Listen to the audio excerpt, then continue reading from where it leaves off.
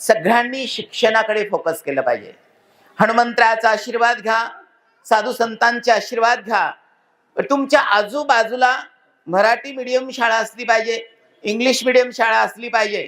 आणि आपला गावातला मुलगा, आपल्या गावातली मुलगी जेव्हा शिकेल तेव्हा गावाची प्रगती होईल। जोपर्यंत आपण शिक्षण घेणार नाही तोपर्यंत आपली प्रगती कोणी करणार नाहीये। म्हणून छोट्या चिमुकल्यांना, मुलींना, मुलांना मी सांगणार आहे की शाळेत रोज गेलं पाहिजे, आपले कपडे स्वच्छ असले पाहिजे, आपण रोज आंघोळ केली पाहिजे, शाळेत जाताना आईवडिलांचा नमस्कार केला पाहिजे। आपल्या घरामध्ये ज्या देवतेचा फोटो आहे, ग्रंथ आहे किंवा महापुरुषांचे फोटो आहेत, प्रत्येकाचा नमस्कार केला पाहिजे। आणि नमस्कार ही खूप मोठी ईश्वराची पूजा आहे, प्रत्येक व्यक्तीची, प्रत्येक जीवाची पूजा आहे नमस्कार। आपल्या भारतीय संस्कृतीमध्ये नमस्काराला अतिशय महत्त्व दिलेलं आहे, कारण नमस्कार करता वेळेस आपला शुद्ध अंतकरण आणि समोरच्याचं अंतकरण एकमेकाशी अलिंगन होत असतं।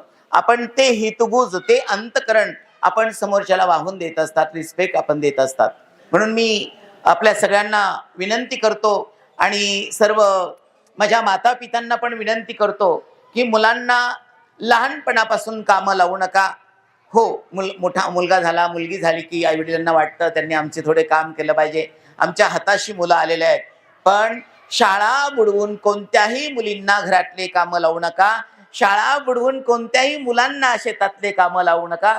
सुट्ट्यांमध्ये ते करत असतील, त्यांची इच्छा असेल तर काही प्रॉब्लेम नाहीये। पण मी एवढीच आज विनंती करेल या पुण्यभूमीला की मुलं शिकवा, मुली शिकवा, शिकाल तर टिकाल।